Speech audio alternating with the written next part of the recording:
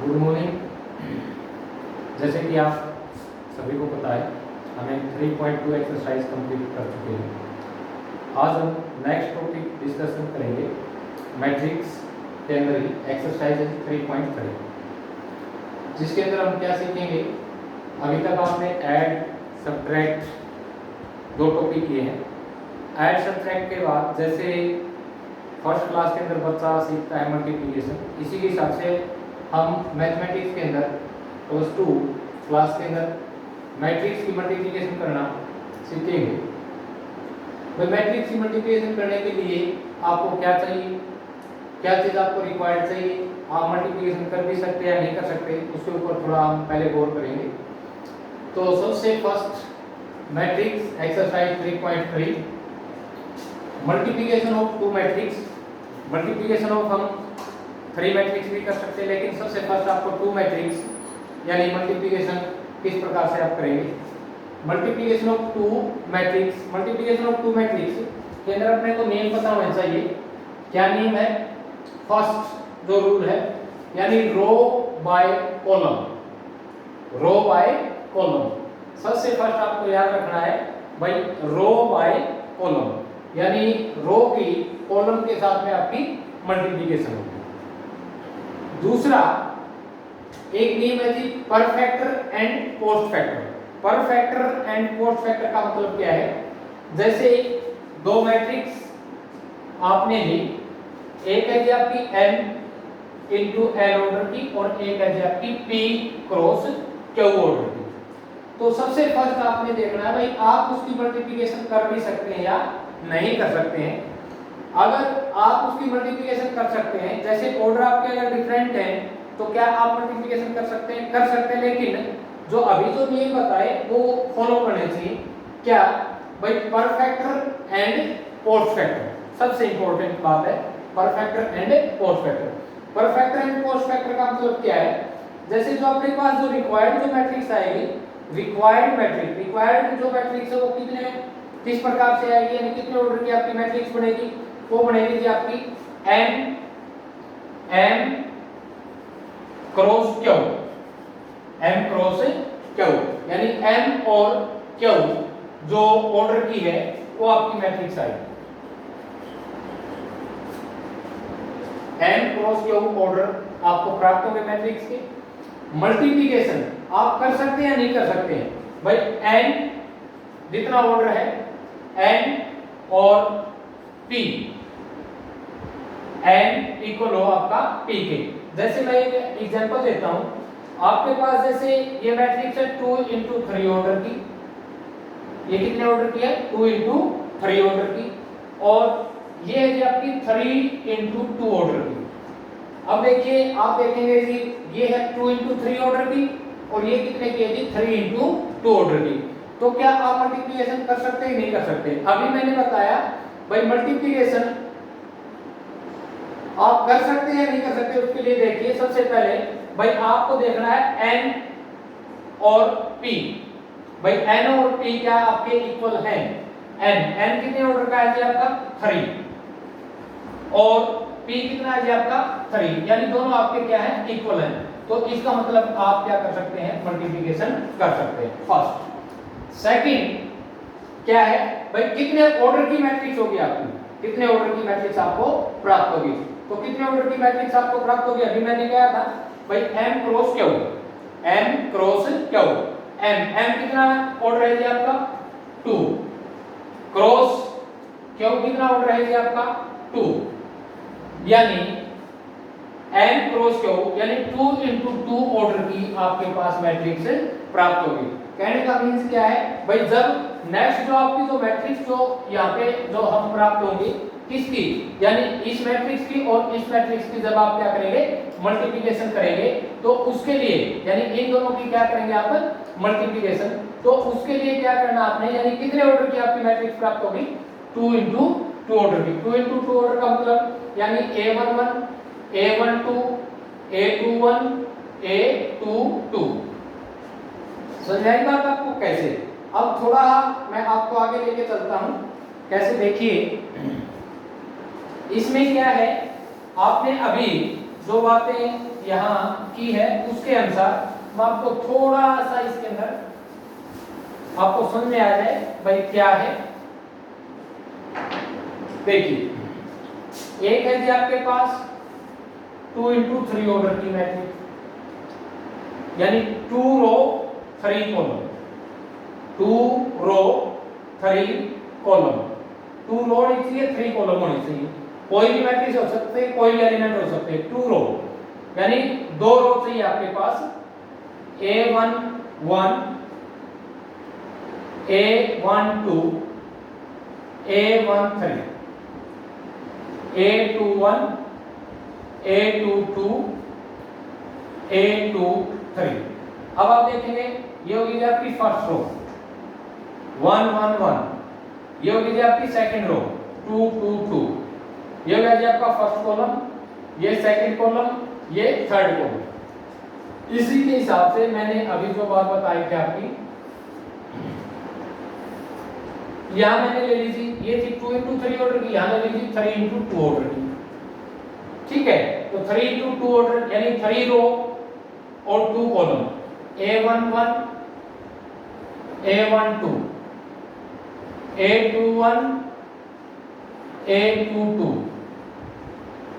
A31 A32। अब आप देखेंगे इसमें कितनी रो है 1 2 3, कॉलम 1 2। अब सबसे फर्स्ट जो अभी मैंने आपको बताया था, क्या हम उसकी मल्टीप्लिकेशन कर सकते हैं या नहीं कर सकते। आपने सबसे अब यहां देखना जी ये कितने ऑर्डर की है 3। ठीक है, इसको हम लिखते हैं जी m क्रॉस n, इसको लिखते हैं जी p क्रॉस q। अगर आपने सबसे फर्स्ट देखना है जी n और p क्या आपके इक्वल है, n और p। अब आप देखेंगे यहाँ कितने ऑर्डर है 3 और p का कितना है जी 3, दोनों आपके इक्वल है, तो इसका मतलब आप मल्टीप्लिकेशन कर सकते हैं फर्स्ट। सेकंड आपकी ऑर्डर की कितने की मल्टीप्लिकेशन आएगी, आपकी ऑर्डर की आएगी m, हमने बताया था जी m cross q, m cross q। तो m कितना है जी इसके अंदर यानी 2 और q कितना है जी इसके अंदर 2, तो 2 × 2 ऑर्डर की आपकी क्या आएगी मैट्रिक्स आएगी। कैसे, अगर सिंपल भाषा के अंदर अगर हम समझे, देखिए अगर इसी के अनुसार अगर मैं लेके चलता हूं भाई, कोई भी आपके एलिमेंट हो सकते हैं, जैसे रिक्वायर्ड मैट्रिक्स जो होगी आपकी, रिक्वायर्ड मैट्रिक्स क्या होगी, अभी आपने बताया सबसे फर्स्ट जो नियम था row by column, row by column, ये रो ये कॉलम, यानी कहने का मतलब रिक्वायर्ड जो मैट्रिक्स होगी first row first column A11, first row second column A12, ये रो ये कॉलम। नेक्स्ट ये रो आपके आगे जी second row A2, second row first column 2 1, second row second column A22। इस ऑर्डर की आपकी यानी 2 × 2 ऑर्डर की आपकी मैट्रिक्स आपको क्या होगी प्राप्त होगी। कहने का मीन दोबारा फिर first row first column, first row first column, first row second column, first row second column, first row second column. इसी के हिसाब से second row first column, second row first column, second row first column. इसी के हिसाब से second row second column, second row second column. ये था जी आपका नियम भाई, इसके हिसाब से आपकी रिक्वायर्ड मैट्रिक्स आ सकती है। तो इसको आपने बढ़िया तरीके से बढ़िया यानी नियम याद रखना बस भाई, कितने ऑर्डर की आपकी मैट्रिक्स बनेगी और किस प्रकार से आप अगर डिफरेंट ऑर्डर है तो भी आप मल्टीप्लिकेशन कर सकते हैं। अब एक बात और, अभी जैसे बच्चे पूछते हैं भाई क्या जी सेम ऑर्डर हो तो मल्टीप्लिकेशन हो सकती है, हो सकती है। कैसे, एक सेम ऑर्डर के लिए अगर मैं आपको बताऊं 2 × 2 ऑर्डर के लिए और 3 × 3 ऑर्डर के लिए भी, अगर अपने पास मैट्रिक्स है जी A11 A12 A21 A22 into एक मैट्रिक्स है जी आपके पास इसी ऑर्डर की A11 A12 A21 A22, ये भी 2 into 2 ऑर्डर की मैट्रिक्स है, ये भी आपकी 2 into 2 ऑर्डर की मैट्रिक्स है। तो अब आपने पता है वही चीज देखनी थी भाई, ये है जी m into n और ये है जी p into q। आपने देखना जी n और p आपके इक्वल है, ऑर्डर की कितने की बनेगी m क्रॉस q।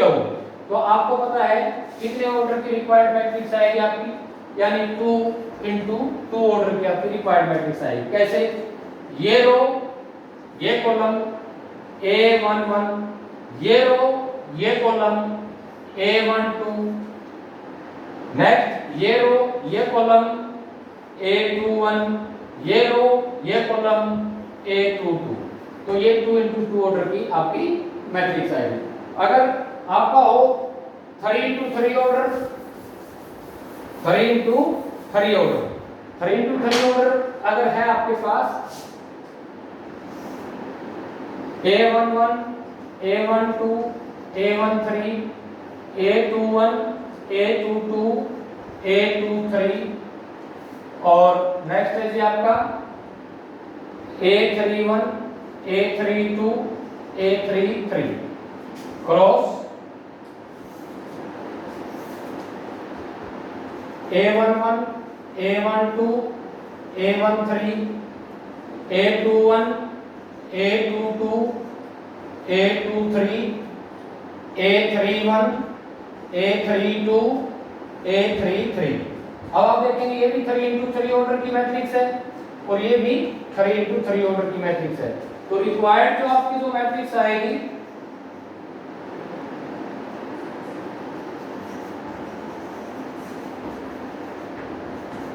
वो भी आपकी 3 into 3 ऑर्डर की होगी, 3 into 3 ऑर्डर की। वही चीज ये रो ये कॉलम, ये रो ये कॉलम, ये रो ये कॉलम, यानी फर्स्ट रो की तीनों कॉलम के साथ में, कहने का मतलब first row first column, first row second column, first row third column, जिस तरह मैट्रिक्स बनाते थे। Second row first column A22 A23, कहने का मतलब second row first column, second row third second column, second row third column. अब A31 A32 A33, इसका मतलब 31 third row 1 first column, 32 third row second column, third row second column, A33 third row third column. इसके हिसाब से हम क्या कर सकते हैं, मल्टीप्लिकेशन कर सकते हैं। ये मल्टीप्लिकेशन का नियम है। तो ये मल्टीप्लिकेशन का जो नियम है वो आपने क्या करना है, अभी इससे आगे हम डिस्कशन करेंगे इसके क्वेश्चन।